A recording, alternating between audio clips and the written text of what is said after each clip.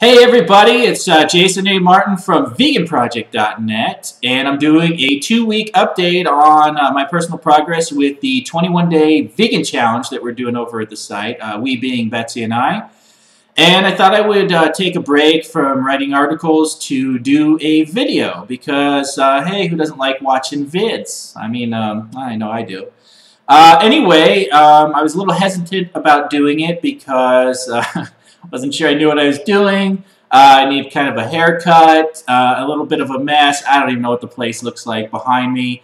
But figured why not. So, let me back up a little bit. Just I'm going to assume you didn't take a look at the week 1 progress. And I used to be 65 pounds heavier, I want to say, back in the day.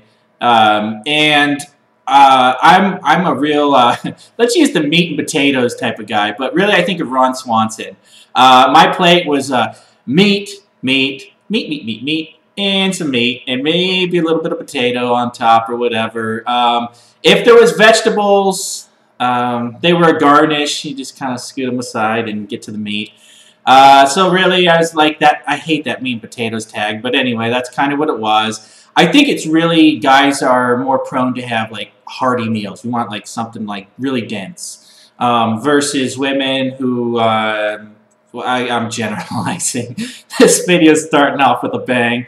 I'm just generalizing here. So anyway, generally I guess women tend to eat a little bit lighter. I mean, you know, you got your moments. But anyway, so I was really hesitant about the vegan challenge because I just didn't think, it's like, what am I going to eat? Like most people, I thought salad. That's the first thing that came to mind, salad. I'm like, great, salad. I never, you know, I go to any restaurant and like, what type of salad would you like? Or a salad comes with your meal. I'm like, a salad could leave with my meal. I don't want the salad. Can I have a side of meat instead, please? So yeah, it was really just, I just didn't think I was going to be able to do it. I thought I was going to have such a tough time that I would last a few days and be like, this isn't happening. But we're 2 weeks in, and I got to tell you, I am having such an easy time. It is ridiculous. It's almost criminal. A lot of preparation has helped. I will say that. If you know, when I first started, and I'm pretty sure Betsy feels the same way. There's like this cloud, this fog. It's like this whole new thing. What do I do? How do I eat? What can I do? What can I do? Or what can't I do?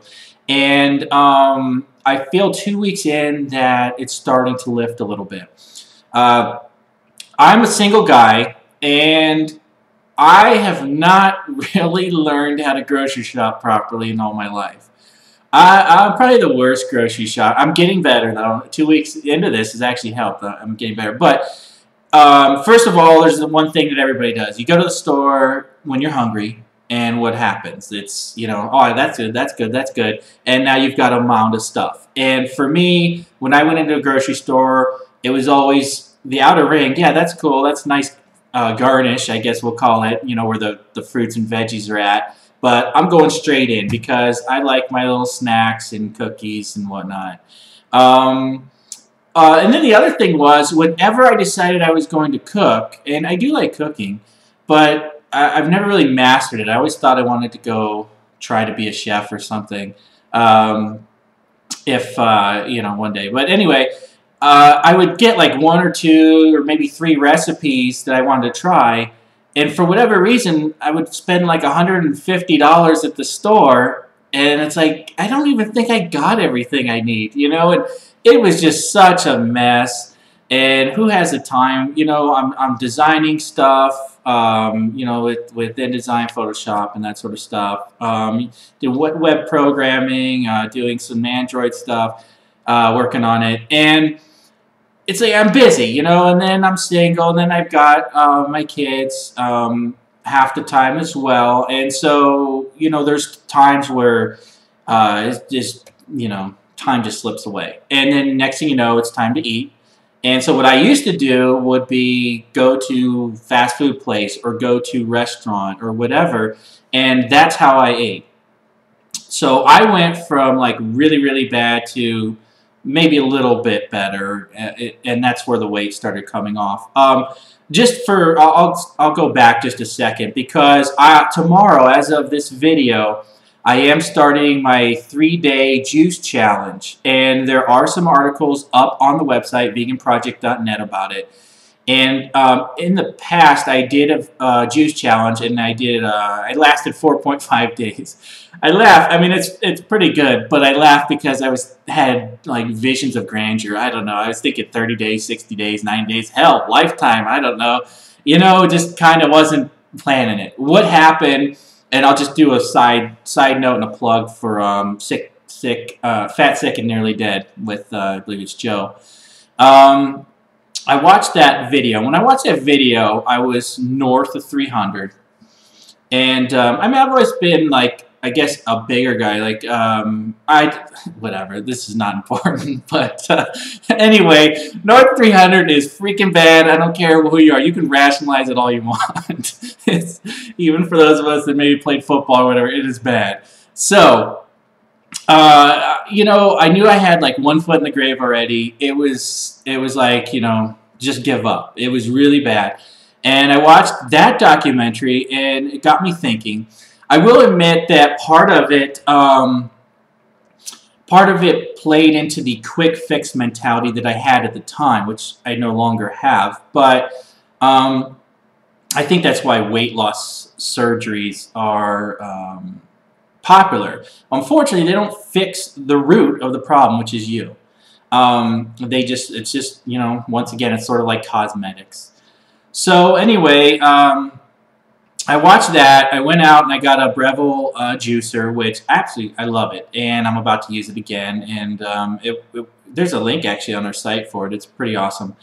I did last 4.5 days doing juices, but I ultimately failed. Well, I don't want to say failed. I ultimately stopped because I wasn't quite feeling that well, and I was seeing some results, but I had this overwhelming desire to eat, like just anything. Put it this way: at that point, as a meat, and some more meat guy, broccoli started looking like the holy grail to me. It was just like I would just love to eat that.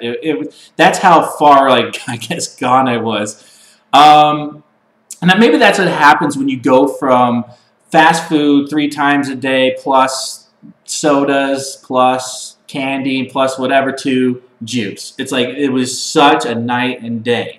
So fast forward to today, I don't really expect as many issues because not only do I know a lot more about nutrition and how to work sort of a juice diet, juice challenge, juice feast, fast, whatever you want to call it, but my lifestyle as of today, 2 weeks into the vegan challenge, is a lot better. I'm eating fresh produce mainly and beans and stuff.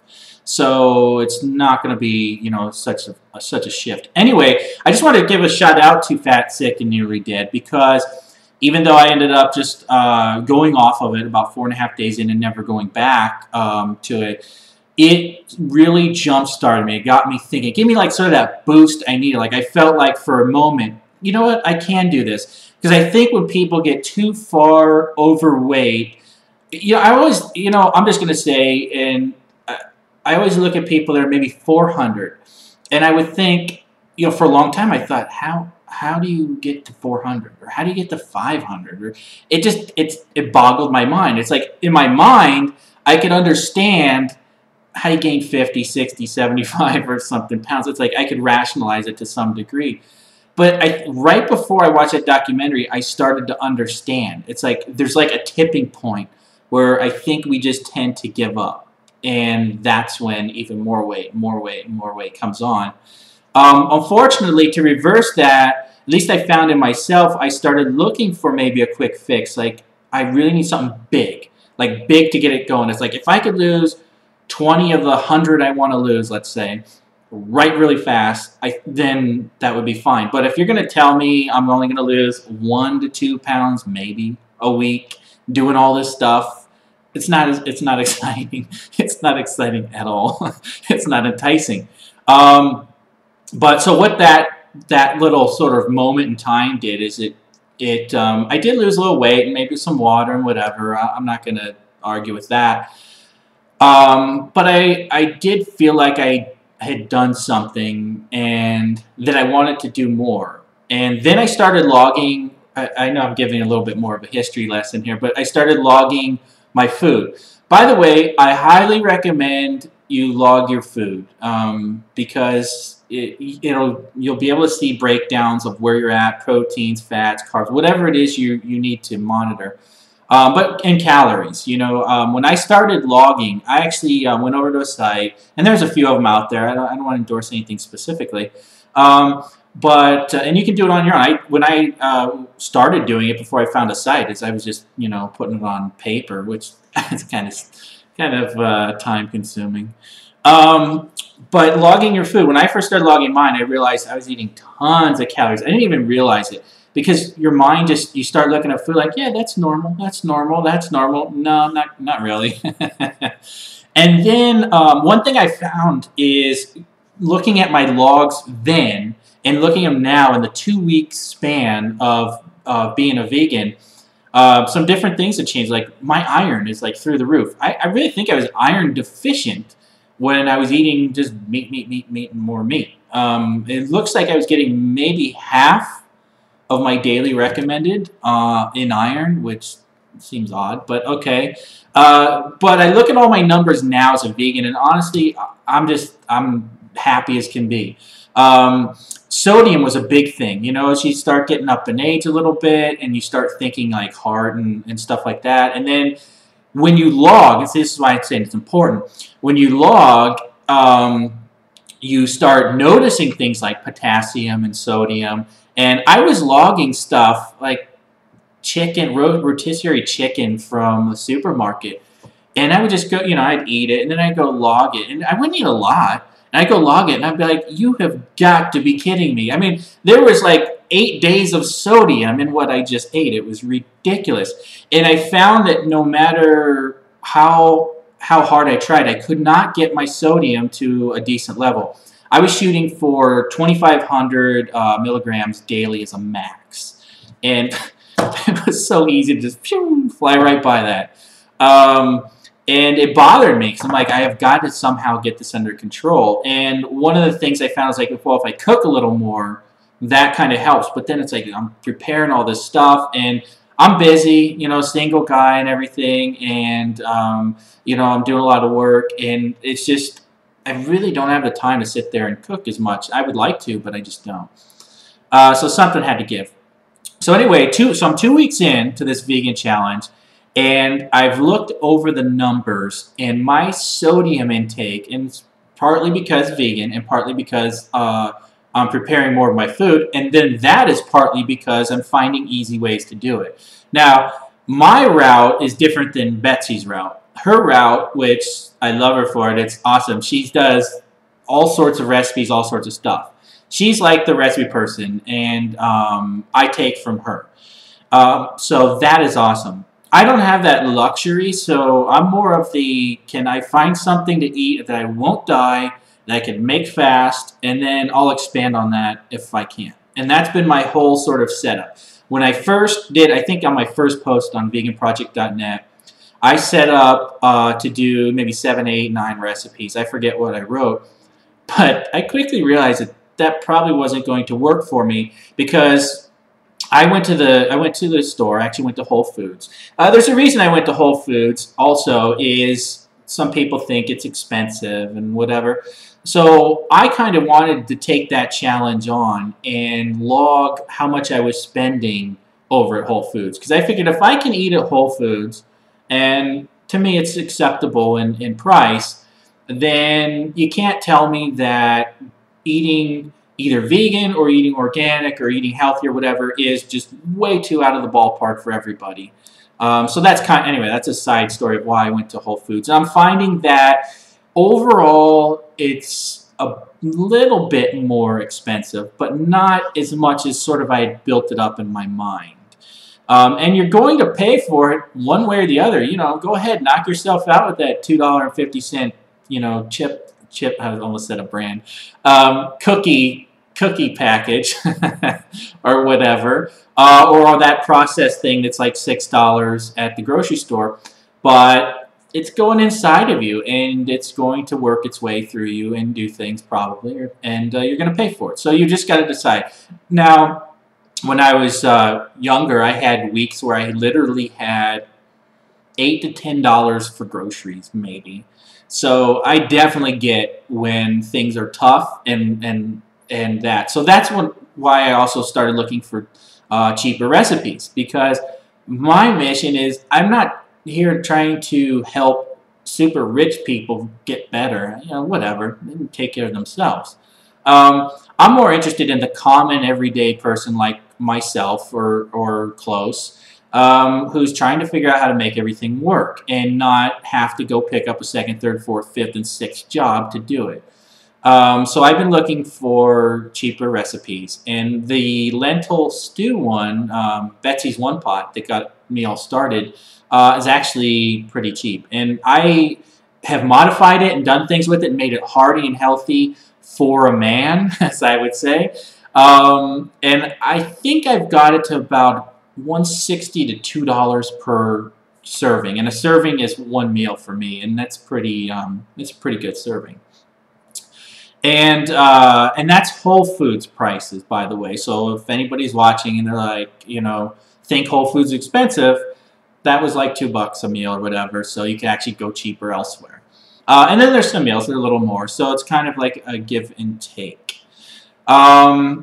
So basically, anyway, I don't want this to go too long.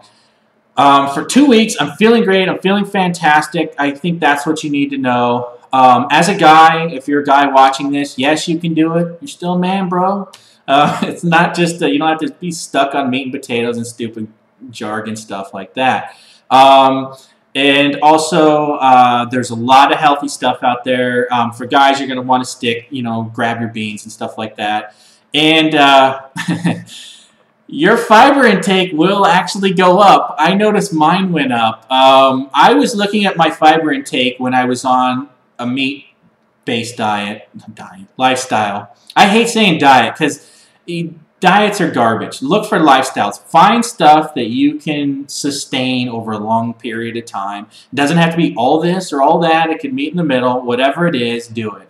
But use lifestyle. Don't use diets. Diets to me just have it leaves a bad taste, that word, because I think of, and I'm not going to say any diets, but I think of a lot of fads and a lot of stupid junk and stuff that just doesn't make sense, and marketing stuff that we actually do not need. But anyway, your fiber. So I was looking over my previous lifestyle, and my fiber intake was, I wrote it down, I thought it was somewhere around 15 grams a day, something like that. And I started thinking, I was like, well, no wonder why I'd have days where I would feel like I'm just carrying all this extra weight around. Since going vegan, my fiber is, I wrote it down, I think it's 70 grams a day. It's up there. And I'm loving it. It's like, let's just say I go to a certain area of the home and quickly dispatch my business. And I actually feel more cleansed, and I feel like I'm not carrying around all that weight, and it actually feels good. So your fiber goes up, your iron goes up. Protein, we actually have a little bit about that on the site, veganproject.net, and there's more coming. That's one thing I heard a lot about, like, you're going to die, you won't get your protein, you've got to eat meat, you've got to. And of course they laugh because, you know, protein's more of an encapsulated thing, but and you can mix and match and get the protein you need. But I'm actually getting the protein I need. According to I forget which agency it was. According to insert U.S. agency here, I keep forgetting which one it is. They recommended, I think it was 57 grams of protein daily for a man, something like 46. You know, do your own research checking. Don't just take my numbers here. I'm big into fact checking, by the way. Somewhere around 50-something, and I'm averaging somewhere around 70, 80, give or take. And that's not using, I'm not using any vegan soy protein shakes or anything like that. That's just, you know, eating normally. Some days I've noticed are down a little bit, and then some days are up a little bit. And for me, my body, the way I think, and I'm still researching, but it seems to play out. Your body's not on a 24-hour, clock. Like we tend to think like whatever is today is like really, really important, but it's like over a span of time. It's kind of like B12, B12. How you can store up to, I think it was 3 years into your body or something. Your body's pretty smart. So it's going to, if it's getting a lot of something, it's like, whatever, I'm going to get more. If it's not, it's going to hoard it, stuff like that. So I'm definitely getting a lot of protein. I'm getting everything I feel like I need. There are some, I wouldn't say studies, thoughts out there that perhaps you should have 1 gram of protein per lean body weight. And I don't know. I'm not an athlete. I'm also not a bodybuilder because I just don't need all that muscle. I mean, where's it at? I can move my mouse. Like, got it. So I can move my mouse. I go hiking. I love to hike, and I scramble, so you're climbing up rocks and stuff, and I can do that. I don't need mass. So if you're a massive bodybuilder, male or female, you might want to look into that. Although I would say that if I felt like I needed another 50, 60, 70, 80 grams of protein a day, I would just throw down a protein shake. It's not really that complicated. So, and there's some good ones out there. So nutrient-wise, I feel like I'm getting everything I need. I am completely feeling healthy. That's the other thing. Before, I actually would feel unhealthy. I'm just like, I could feel it. Right now, I'm feeling healthy. I'm feeling alive and alert. That's one downside that I've been having is I really, really want to sleep in. I mean, like, man, do I want to sleep in. I have not been able to sleep in lately. My body wakes me up like boom, like right around 6, I would say. My body is waking me up. One night, I think it was a Friday, I want to say. I said, you know what? I really want to sleep in. I have nothing to do the following day except read some books and play around or whatever. And I stayed up till 3 a.m. Messing around online on a game, just trying. I was kind of dragging, but I really wanted to force myself to sleep until 11 or something like that. And I know that time-wise, I would still sleep the same, but it will feel like I slept in. And I can't believe I have to hack my own body to try to mimic sleeping in. It's crazy because before on my other lifestyle, I had no problem sleeping. I could sleep in and then get up and have some coffee and then, you know what, it's nap time. And, I just was so sluggish. So I went to bed at 3 a.m. roughly. I think I was out in like 5 or 10 minutes. And I kid you not, it was like 7:20, I want to say. Bing, you're up. And I was like, okay, this is not right. It's like 4 hours. Are you kidding me? So I waited. And I was like, okay, I'm probably going to crash back to sleep or whatever. But no, I was not only up, but I was completely up and alert and ready to go. And like within a few minutes or so, I just got up and started writing. It was just crazy. And I went on the whole day. There was never a moment throughout the whole day where I was like, it finally caught up with me and I needed a nap or something like that. And I just want to sleep in, man. So I'm sure somewhere my body's going to get used to whatever it is I'm doing, and maybe I'll get some sleep in time. Of course, this is kind of nice. I mean, if you kind of want to work a lot or code or whatever, it's without coffee, it's kind of working pretty well. So there's my 2-week wrap up. For week 3, I definitely am going to do another video. And hopefully it'll be maybe a little better than this one, maybe a little shorter than this one. I'm just sort of spitballing here, so I can see I'm looking at my thing right there. It's about 25 minutes roughly. If you stuck through the whole thing, I mean, great. More power to you. You're a champion. Thank you very much. You can find me at Facebook, Jason A. Martin. Feel free to add me as a friend. I'm always looking for other people to engage with. I don't care if you're not a vegan or whatever. I'm not religious about it.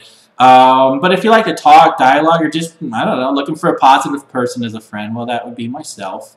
Veganproject.net is the site, and if you go there, we have a Facebook page that we've just started building, and it'd mean a lot if you would click like on there. And even if you don't pay too much attention, it's just always cool to see someone liking it. I don't know. Let's see, and then of course over there, Betsy stuff is over there, and I know her 2-week wrap-up is coming up soon. I think we'll be putting it online, I'm going to guess, by tomorrow or over the weekend, as soon as she finishes that up.